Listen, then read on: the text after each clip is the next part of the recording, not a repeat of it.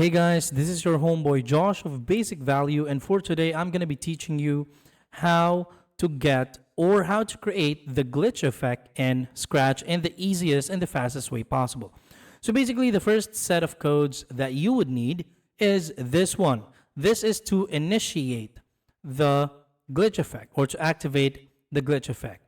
Now, after you have completed this set of blocks right here, you're going to need to create this one because this is the main glitch effect. So basically, it needs to receive the broadcasted message from here. And then your this forever block is optional, all right? And then you want to get these blocks in this exact order.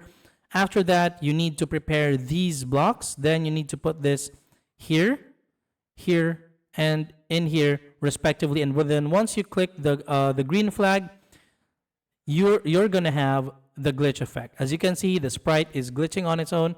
This is how to create the glitch effect in Scratch. Thank you so much for watching. Please do not forget to subscribe.